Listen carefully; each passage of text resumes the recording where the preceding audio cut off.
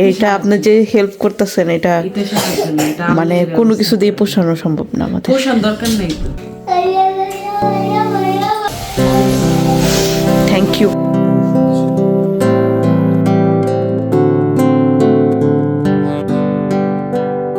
আসসালামু আলাইকুম এভরিওয়ান, সবাইকে রমাদান মোবারক। আমি মেঘলা আপনাদের সবাইকে ইটালি ত্রেভিজো শহরের একটি পাহাড়ি এলাকা থেকে ওয়েলকাম জানাচ্ছি আমার চ্যানেলে আরেকটি নতুন ব্লগে। সকালবেলা দেখছি চারিদিকে মেঘলা মেঘলা ওয়েদার, একটু বৃষ্টিও হয়েছিল। আজকের ব্লগটা আমার কাছে বিশেষ করে অনেক বেশি ইমোশনাল। এই যে আমরা সকাল সকাল চলে আসলাম হসপিটালে, আমার কিছু হচ্ছে টেস্ট ছিল ওগুলো করার জন্য আর মনিটরিং করার জন্য। সাথে বাবু আছে, ওর পাপাও আছে। তো এগুলো করার পরে হচ্ছে বাসায় চলে যাব। আর নেক্সট ডে হচ্ছে আমাকে হসপিটালে ভর্তি হতে হবে। এই কারণে হচ্ছে এখন একটু ঘন ঘন হচ্ছে ওরা আমাকে আর কি মনিটরিং করে দেখছিল এভরিথিং সব ঠিক আছে কিনা, আলহামদুলিল্লাহ। তো এই যে এখানে হচ্ছে বাবুর হার্টবিট এই সেগুলো দেখছিল। আর এতদিন একটা কথা শুধু শুনে এসেছি যে প্রথম সন্তানকে রেখে দ্বিতীয় সন্তান জন্ম দেওয়ার জন্য মাকে যখন ওটি রুমে ঢুকায় বা লেবার রুমে ঢুকায় তখন একটা অন্যরকম অনুভূতি হয়। আর সেই অনুভূতিটা আজকে আমিও মানে বলতে পারতেছি না, মানে কথা বলতে গিয়েও মনে হচ্ছে যে ইমোশনাল হয়ে যাচ্ছে, এরকম একটা অবস্থা। ওই ব্যাপারটা আর কি ফিল করতে পারছি এখন। কারণ এই প্রবাসে আমার আশেপাশে কেউ নাই। তারপর আলহামদুলিল্লাহ এই সাথী আপু সে হচ্ছে মারিয়ামকে তার নিজের দায়িত্ব, নিজের রেসপন্সিবিলিটি নিয়ে তার বাসায় রেখেছে। আর এই যে বাসায় চলে আসার পর এখানে বাবার মেয়ে মিলে হচ্ছে নতুন বাবুর জন্য সব কিছু গুছাচ্ছিল। ওয়াও, পাপাকেও শিখাও, কি সুন্দর ফুল হয়েছে দেখি। বাহ, হ্যাঁ অনেকগুলো বানাইছো।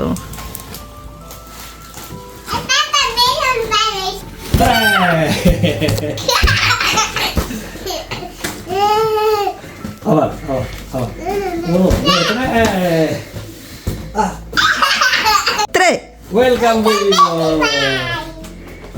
মারিয়ামের ভাইয়া না?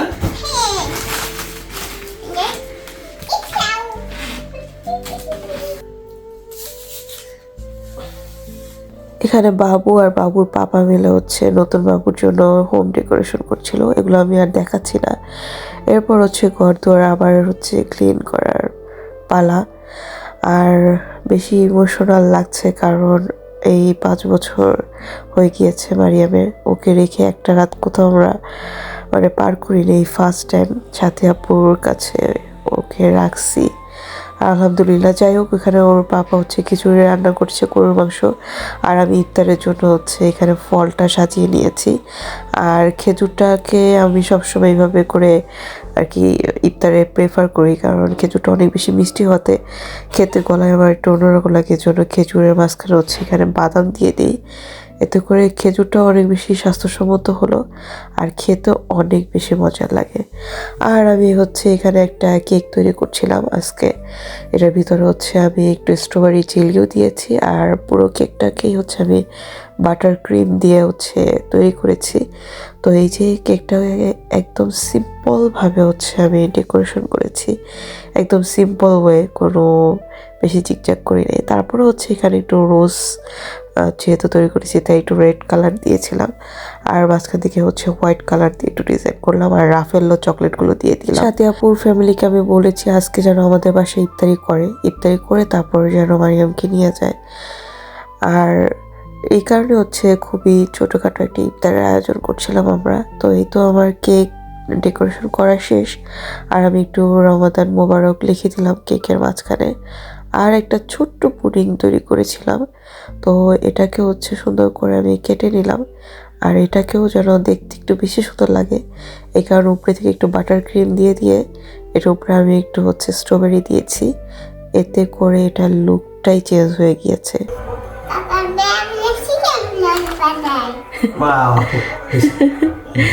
চিকেন রোল বানায় ওরা।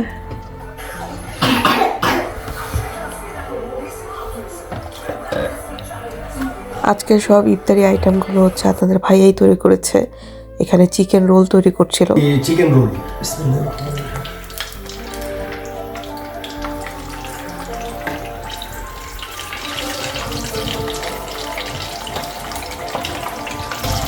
ইফতারের প্রায় সময় হয়ে গিয়েছে, আর এই কারণে হচ্ছে সবগুলো ভেজে নেওয়ার পালা। এখানে চিকেন রোল, পেঁয়াজু, আলুর চপ, বেগুনি, তারপর হচ্ছে চিকেন রোল তো বললামই। যাই হোক, এগুলো করতে করতে হচ্ছে ইফতারের প্রায় টাইম হয়ে গিয়েছে। আর এদিকে আপুরাও চলে এসেছে, বাবুরা খেলাধুলা করছিল। হ্যালো তোমরা। আচ্ছা, মজা করে খেলা করতেছো? এই প্রবাসের মাটিতে আমাদের আত্মীয় স্বজন আশেপাশে কেউ নেই। এইখানে এই যে সাথী আপু, সেই আমার সাথের অনুষ্ঠানের পর থেকে আমাকে সবসময় বলছে, মেঘলা রাত 2টা 3টা 4টা যতটাই বাজুক, যখনই তোমার কোনো প্রবলেম হবে, পেন উঠবে, তুমি সাথে সাথে আমাকে ফোন দিবা, আমি এসে মারিয়ামকে নিয়ে যাব। এই ভরসার হাতটা কয়জনে পায় এই প্রবাসের মাটিতে? আলহামদুলিল্লাহ। শেষ পর্যন্ত আমাদের সাথী আপা ধনিয়া পাতা ছবি তুলে নিতেছে। হ্যাঁ, আপনার জন্য বানাইছি। এটা কেক না তো, এটা পুডিং। এখন আনবেন? কিন্তু কেকটা অনেক সুন্দর হয়েছে, এত সুন্দর করে কেক বানাই। বাটার ক্রিম দিয়ে বানাইছি। তুমি তো ভালো কেক বানাতে পারো। Thank you. অর্ডার নিবা? ইস, কার অর্ডার নিব? এই প্রবাসী মাটিতে যেহেতু আমাদের রিলেটিভ আছে কিন্তু আশেপাশে নেই, এরকম একটা সময় আপু আমাদের হেল্প করছে। এটা আমি থ্যাংক ইউ বলে ছোটো করবো না। আলহামদুলিল্লাহ, আল্লাহর পক্ষ থেকে হয়তো বা তাকে পাঠিয়েছে আমাদের সাহায্য করার জন্য। আলহামদুলিল্লাহ, আপু একটু পরপর ভিডিও ফোন দিয়ে দেখাচ্ছিল মারিয়াম খাচ্ছে, মারিয়াম খেলতেছে। তারপর আপুর আম্মু আব্বু আছে, আপুর বাবু যে সাইফা, ওর সাথে, আর ওর যে নানু, তার সাথে মারিয়াম ঘুমাচ্ছে, সব কিছু দেখাচ্ছিল। আলহামদুলিল্লাহ। আপুকে দাও, এটা হচ্ছে আমার হাজবেন্ডের স্পেশাল চিকেন ফ্রাই। তুমি বানাইছো, তুমি একটু খাই দেখো।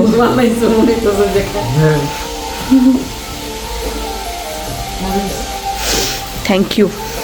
আমাদের পিচ্ছি খাইতেছে, মাশাল্লাহ।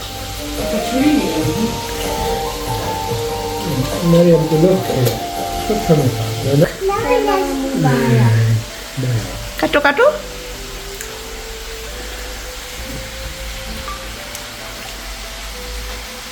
জোরে, এ কি অগোগের শক্তি নেই। এই যে নাও, নাও খাও, খাও এখন। নাও, যেটা ইচ্ছা সেটা নাও। মারিয়াম একটু ক্রিম খাও। কেন, তুমি না পছন্দ করো? আপু আবার আমার জন্য গিফট নিয়ে আসছে এখানে। চলেন আপনাদেরকে গিফটটা খুলে দেখাই। আপু নিজেই খুলে দেখাবে। তুমি এটা কি করবো? তুমি এটা হাসপাতালে পড়বা। হাসপাতালে আমি পড়বো না। হ্যাঁ, কারণ এটা অনেক বড়। আমি তোমার বড় দেখে নিয়ে এসেছি। আমি হসপিটালে বসে ঈদ করবো, এর জন্য আপু ড্রেস নিয়ে আসছি। আমি ফুলা দেখে নিয়ে এসেছি, তুমি যেন সব মানে ইজি হয়। সাইফা একটু দরজাটা চাপ দিয়ে দাও, তোমার জন্য মুভ করতে ইজি হয়। ওয়াও, বুঝছো? বাহ, জানি না তোমার না অনেক সুন্দর এই কালার। আমি বাসন্তী কালার, সুন্দর। তারপরে তোমার এটা এটা কি দোপাট্টা? এটা দোপাট্টা। তারপরে লাগলে আমাকে বলি, আমি আমাকে সেম পায়জামা দেবো, তুমি বানাই নি। আমার কাপড় আছে, এটা অনেক সুন্দর, সেম অনেক সুন্দর। Thank you. কিন্তু গোল ফ্রক, এটা হসপিটালে যাবো। হ্যাঁ, হসপিটালে যাবো। আর এটা পরে ওই যে প্রেগনেন্সির সময় ছবি তুললে ভালো লাগে। গোল প্যান্ট। আর ভিতরে আমি এই কালারটা জুতো কিনছি, আমার খুব প্রিয় একটা কালার। তাহলে আপনি রাইখা দেন। না, আমি কেন রাখবো? আমার এই কালার অনেক জামা কাপড় আছে। মারিয়াম, দেখছো আন্টি যে মাম্মামকে গিফট করছে। চলো আমরা চলে যাই। তুমি আন্টির সাথে যাবা না? যাবো। হ্যাঁ, আম্মুর জন্য কান্না করবা? কান্না করবা? কান্না করবা? একটুও কান্না করবো না। কান্না করবা? একটুও করবে না। আন্টি আমরা গল্প করবো না সারা রাত? কোথায় ছিল এই সাথী আপু? সেই বাংলাদেশে বসে বসে ভিডিও দেখতাম। কখনো ভাবি নাই যে এরকম একটা টাইমে এই আপুর সাহায্য পাবো, কখনো চিন্তা করি না। এটা ভাববা যে আল্লাহই ব্যবস্থা করে দেয়, সাহায্য করার কিছু না।